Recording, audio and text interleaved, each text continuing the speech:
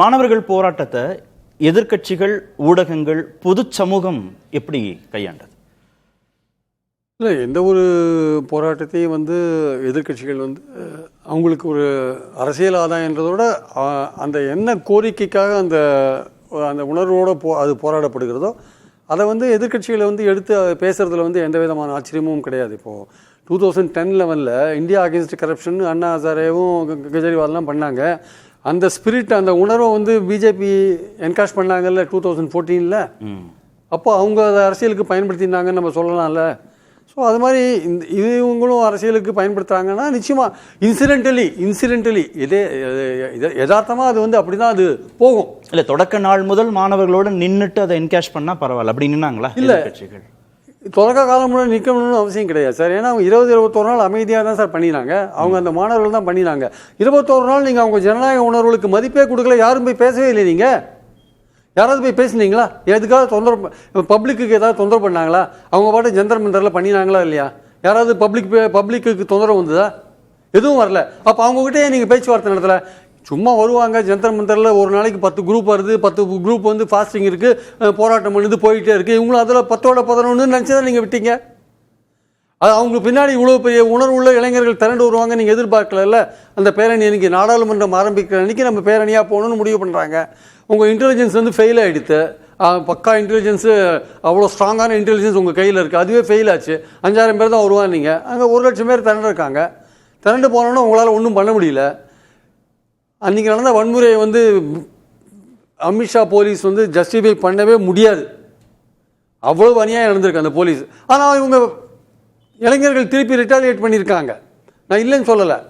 ஏன் ரிட்டாலியேட் பண்ணாங்க? நீங்கள் பண்ணதோட விளைவு தான் அவங்க ரிட்டாலியேட் பண்ணாங்க சார். ஒரு யூத் ரிட்டாலியேட் பண்ணதான் சார் செய்வான். அவன் 20 நாள் 21 நாள் போராடின போது நீங்கள் கண்டுக்கவே இல்லையா சார்? நீங்கள் பேச்சுவார்த்தைக்கு கூப்பிடவே இல்லையா சார்? அவன் தர்மேந்திர பிரதான் ரிசைன் பண்ணணும்னா நாங்கள் கெத்தோடு இருக்கோம், நாங்கள் மிருகவலத்தோட பார்லிமெண்ட்டில் இருக்கோம், நீங்கள் சொன்னதுக்கெல்லாம் நாங்கள் ரிசைன் பண்ணிட்டு போயிட முடியுமா? நீங்கள் இருந்தீங்க, உங்களுக்கு கௌரவ பிரச்சனை, ஈகோ பிரச்சனையில் நீங்கள் போயிருந்தீங்க. 3 தடவை NEET paper, question paper leak ஆகிருக்கு. 2 தடவை லீக் ஆன போது நீங்கள் என்ன நடவடிக்கை எடுத்தீங்க? இது உச்சகட்டமாக போகிறது. 20,00,000 பேரை பாதிக்கிற ஒரு பிரச்சனை. அவங்க ஒன்றுபட்டுருக்காங்க. அந்த உணர்வுகளை புரிஞ்சுக்கொள்கிற அரசு தான் சார் அரசு. அதுதான் டெமோக்ராட்டிக் கவர்மெண்ட்டு. அந்த உணர்வு தான் முக்கியம். ஏன் தர்மேந்திர பிரதானோட ரிசைனை நம்ம கேட்குறோம்? தார்மீக ரீதியில் கேட்குறோம். அவர் நேரடியாக அதுக்கு பொறுப்புன்னு கூட நான் சொல்லலை. பட் தர் இஸ் பாலிடிக்ஸில் ஒரு மாரல் கிரவுண்ட்ஸ் ஒன்று இருக்குது சார். அந்த மாரல் கிரவுண்ட்ஸ் நீங்கள் பெருசாக பேசுகிறீங்கல்ல, உண்மையிலேயே உங்களுக்கு மாரல் கிரவுண்ட்ஸ் இருக்கா இல்லையான்றதை நீங்கள் ரெசிக்னேஷன் மூலமாக தான் உணர்த்த முடியும். இந்த மாதிரி நடவடிக்கைகள் மூலமாக தான் உணர்த்த முடியாது. நீங்கள் சட்டம் 1008 போடலாம் சார். போக்சோ கூட தான் போட்டிங்க டெல்லியில் 2012 சம்பவத்துக்கு அப்புறம். இல்லை பாலியல் வன்கொடுமைகளே நடக்கலையா? நாட்டில் நடந்து தானே இருக்குது. எவ்வளோ சட்டங்கள் இருக்குது? 1008 சட்டங்கள் இருக்குது, பிஎன்எஸ் இருக்குது, எல்லாமே இருக்குது. நடக்கலையா? விஷயங்கள்லாம் நடக்கல. அப்போ நீங்கள் நீட்டுக்கு மட்டும் சட்டம் போட்டால் ஃபியூச்சரில் எல்லாம் ஒழுங்காக நடந்துருமா? 2003 போட்ட கேஸ், சிபிஐ போட்ட கேஸ், இன்னும் பேப்பர் லீக் கேஸில் இன்னும் நடந்துட்டு இருக்கு ராஜஸ்தானில். என்ன அப்போ அதுக்கு அர்த்தம்? அதுக்கு சீரியஸாக எடுத்துக்கிறீங்களா? 2 தடவை முதல் லீக் ஆன போது சீரியஸாக எடுத்துட்டீங்களா? நீங்கள் எல்லா மாநிலங்கள்லையும் லீக் ஆயிருக்கு. ஆளக்கூடிய மாநிலங்களையும் லீக் ஆயிருக்கு. நான் இல்லைன்னு சொல்லவே இல்லை. பட் ஆனால் எல்லாத்துக்கும் ஒரு எல்லை இருக்குல்ல. அப்போ அதை உணர்றான் அந்த இளைஞன். இதுதான் சரியான டைம். இந்த இடத்துல நம்ம போராடணும்னு உணர்றான். இப்போ எதுக்கு சட்டம் கொண்டு நான் வாலிபர்கள், நான் இளைஞர்கள் பக்கம் இருக்கேன், அதுக்கு சட்டம் கொண்டு வருவேன், கடுமையான தண்டனை கொடுப்பேன்னு பிரைம் மினிஸ்டர் சொல்ல வேண்டிய கட்டத்துக்கு ஏன் வந்திருக்காரு? அந்த அந்த அந்த அந்த இளைஞர்கள் பாதிக்கப்பட்ட இளைஞர்கள் இதுக்கு மேலே இதை இட் கேனாட் பி டாலரேட்டட் அப்படின்ற லெவலுக்கு வந்துட்டாங்க. அதனால் அவங்க தெருவில் களத்தில் இறங்கி போராடுறாங்க.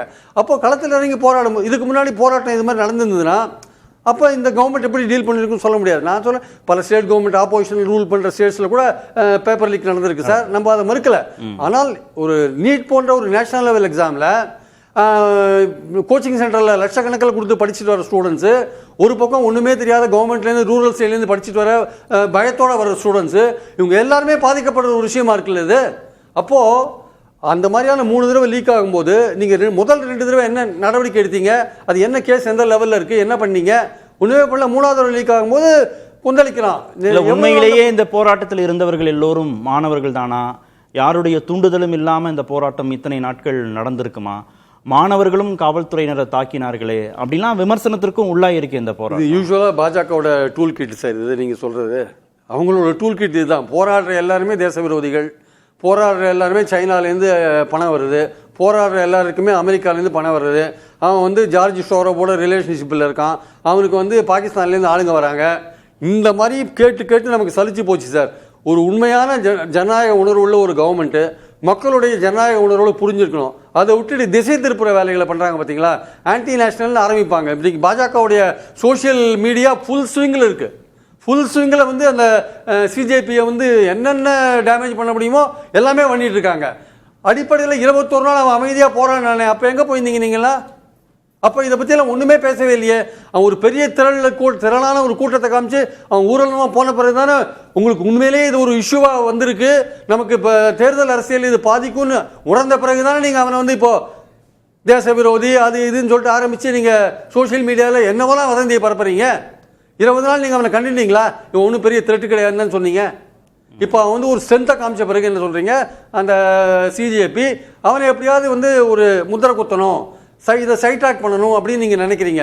ஒரு பக்கம் உங்கள் சோஷியல் மீடியா, ஒரு பக்கம் அரசியல் சட்டப்படி அமைந்துள்ள அமைப்புகள், ஒரு பக்கம் உங்கள் சப்போர்ட்டு, ஒரு பக்கம் வந்து கட்சியுடைய ஐடி விங்கு அவங்க பண்ணுற ஒரு விஷயங்கள், இது மாதிரி அப்புறம் அரசியல் ரீதியாக அவங்களுக்கு இருக்கிற பலம், ஒரு பக்கம் அவங்க ஆர்கனைசேஷன் 100 ஆர்கனைசேஷன் இருக்குது பிஜேபிக்கு பின்னாடி, அவங்க எழுப்புகிற விஷயங்கள் பல விஷயங்கள் எல்லாமே சேர்ந்து ஒரேடியாக சிஜேபி அட்டாக் பண்ணுறீங்க.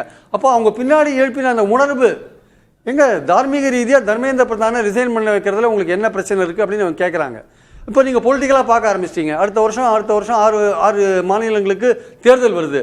இந்த விஷயங்கள் அதுவே நீடிக்காதான்னு எனக்கு தெரியாது. ஏன்னா இன்னைக்கு இந்த கவர்மெண்ட் மோடி கவர்மெண்ட் பண்ணுற விஷயங்களை பார்க்கும்பொழுது இது சஸ்டைண்டாக இந்த இது போகுமா?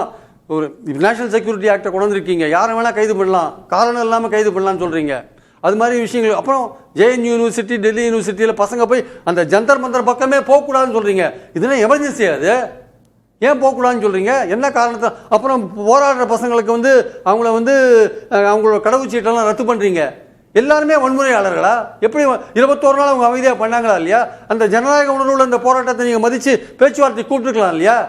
அந்த ஊர்வலம் போன அன்னைக்கு நடத்தப்பட்ட விஷயங்கள், வன்முறை விஷயங்கள், போலீஸ் தாக்கின விஷயங்கள், இதெல்லாம் எப்படி நடந்தது, ஏது நடந்ததுக்கு ஒரு என்கொயரி கண்டிப்பாக தேவை சார். ஏன்னா இளைஞர்கள் வந்து திருப்பி அடித்தாங்கிறத நான் மறுக்கலை.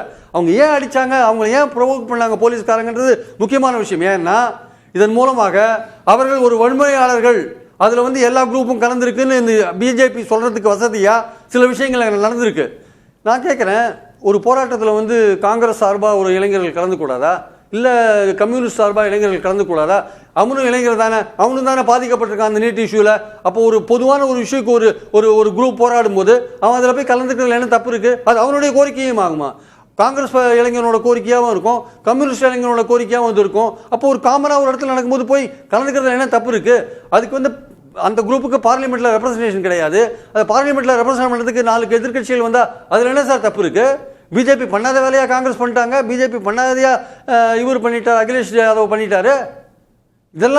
இதெல்லாம் இருக்கும் பொழுது இந்த உணர்வு, இந்த ஜனநாயக உணர்வை புரிஞ்சிக்காம நீங்கள் வந்து இல்லை தர்மேந்திர பிரதான் இஷ்யூ வந்து ஒரு கௌரவம், இது கௌரவம், ஈகோ சம்மந்தப்பட்ட விஷயம், இதில் நாங்கள் நீங்கள் சொல்கிறதெல்லாம் கேட்க மாட்டோம், இந்த சட்டத்தை கொண்டு வருவோம், இல்லை விவாதம் நடத்துவோம்.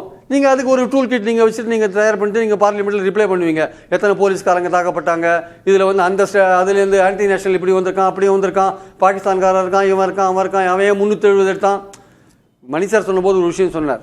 அதாவது வந்து பிஜேபிக்குள்ளே இருக்கிற எம்பிஸே இப்போ பேசுகிறாங்க. அதில் முக்கியமான விஷயம் இந்துலி ரிப்போர்ட் ஆகிருக்கு. ஒருத்தர் சொல்கிறார், ஒரு பிஜேபி எம்பி சொன்னது அதில் வந்திருக்கு. இது வந்து தர்மேந்திர பிரதான் ரிசைன் பண்ணணும், நீட் தேர்வில் உள்ள குளறுபடிகளை சரி பண்ணணும், எஜுகேஷன் சிஸ்டத்தை சீர்படுத்தணும் அப்படின்னு வந்தால் கூட இன்றைக்கி என்ன மோடியை யார் எதிர்க்கிறாங்களோ அவங்களாம் ஒன்று சேரத்துக்கான ஒரு இடமா மாறிடுது ஆக்சுவலாக ஜந்தர் மந்தர். அதுதான் இன்றைக்கி அந்த கூட்டம் ஆக்சுவலாக. அப்போது மக்கள் மத்தியில் வந்து இந்த இஷ்யூ மட்டும் இல்லை சார், வேறு பல இஷ்யூலையும் வந்து மக்களுக்கு வந்து இந்த கவர்மெண்ட் மேலே ஒரு ஆங்கர் இருக்குது, ஒரு கோபம் இருக்குது.